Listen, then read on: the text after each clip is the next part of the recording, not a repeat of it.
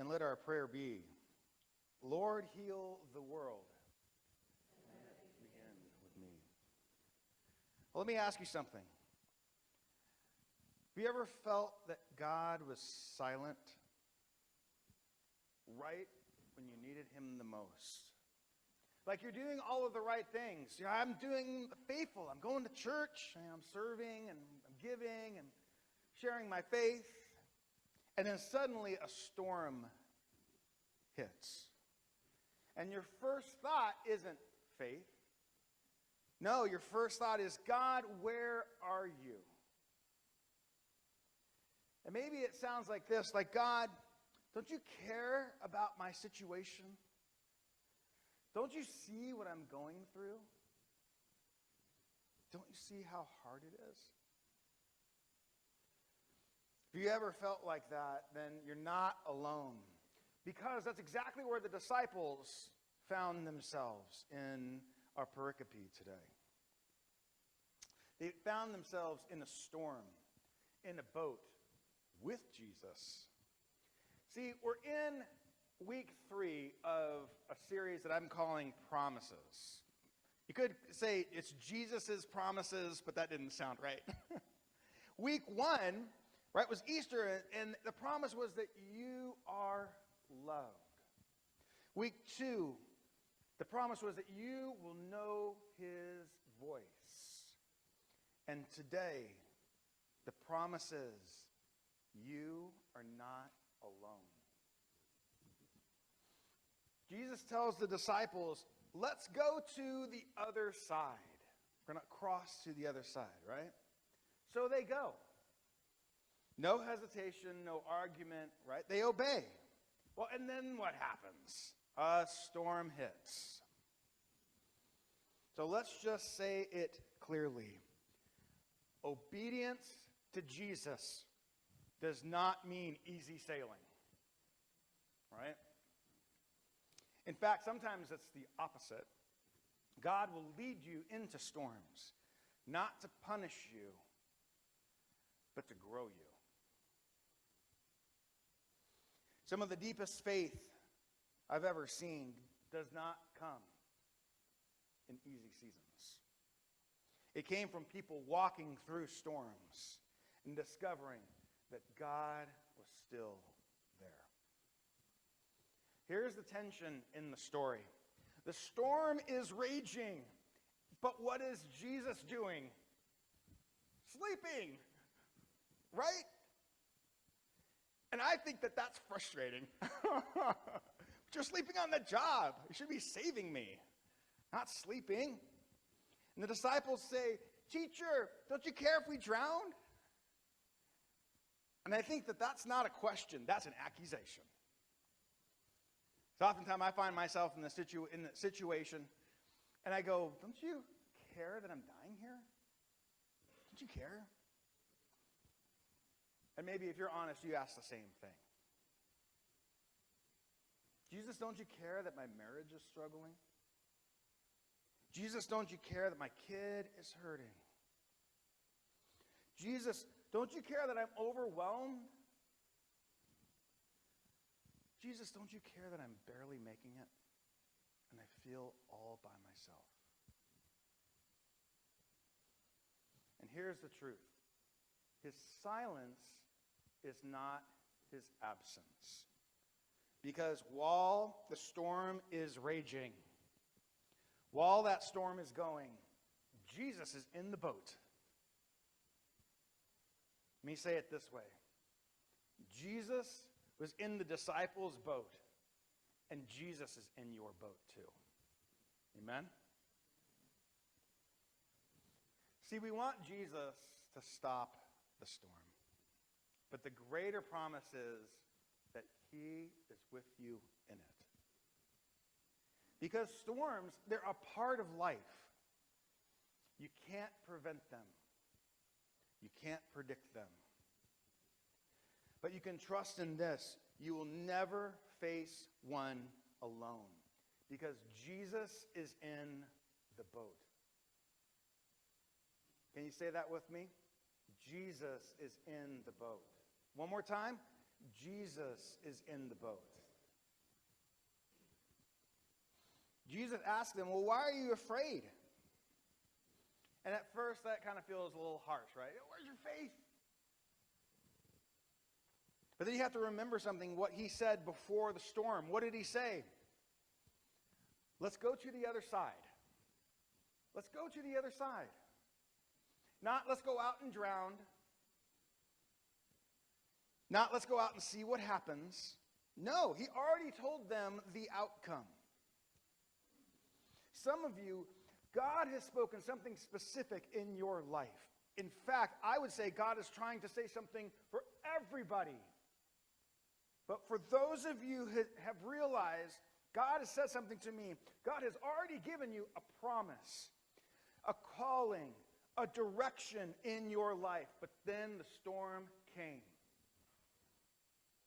And it made you forget. And today, God is reminding you, we are still going to the other side. We're still going across. After Jesus calms the storm, the disciples ask, who is this? Because now they realize it isn't just a teacher. It isn't just a rabbi. This is the one who commands the wind and the waves. For the gospel writer, there should be no question of what they are trying to communicate. They're not trying to communicate, Jesus is this great moral teacher. They're not trying to communicate that, yes, Jesus was the greatest prophet. They're not trying to communicate that. They are saying, Jesus is the Messiah, and Jesus is the one that controls the wind and the waves.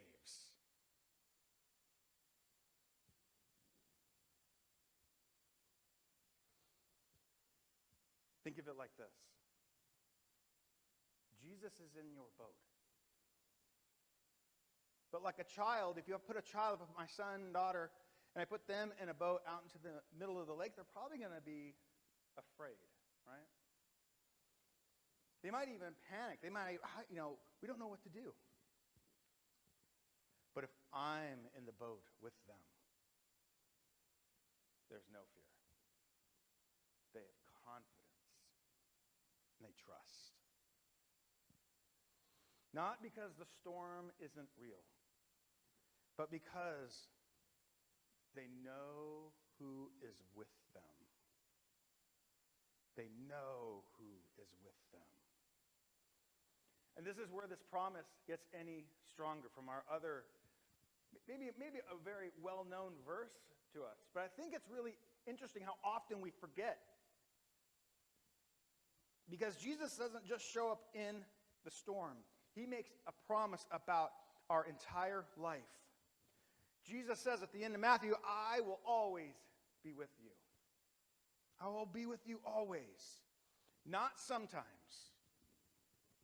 Not when things are good. But always. And don't miss this. Before he says that, he says, all authority in heaven and on earth has been given to me.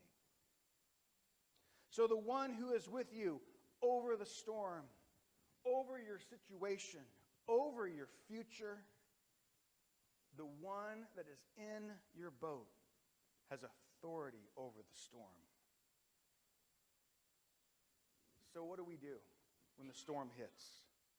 When the fear rises, when we feel alone?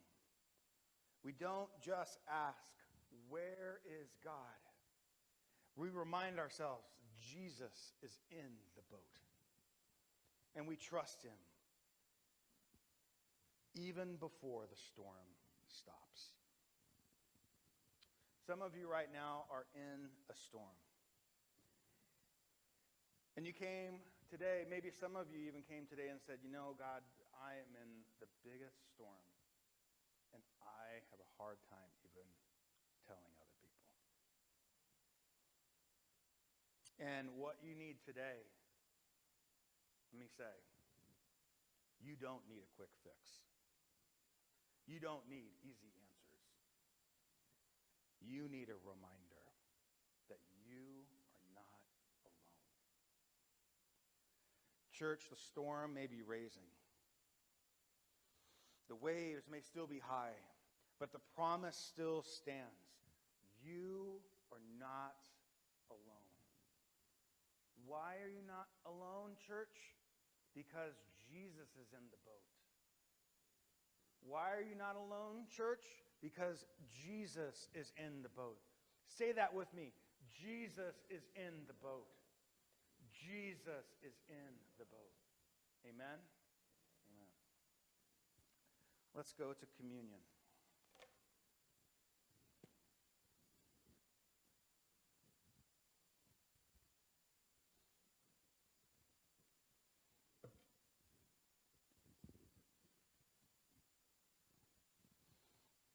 If you follow along where the church calendar is, today is Road to Emmaus. Right? And the disciples, they're walking along to Jerusalem, and they meet someone they don't recognize, Jesus, right? And they know all of the things because Jesus asks them, hey, what are you talking about? And they say, what, haven't you heard? That's crazy. Everybody is talking about it. And they recount all of the things that Jesus does. Right? I think that's one of the funniest things in the gospel. Jesus asks, what things? And they start to tell him all the things. And even still, they don't even recognize Jesus still, right? But they know all of the things. And then Jesus breaks bread with them because it was getting late. And suddenly their eyes were opened, right? I think this is a powerful lesson because as Christians, we love to know all of the things. Boy, how smart are we? How theological are we? We just know everything, don't we? Even then, we can miss Jesus. And so that is what our symbol is this morning.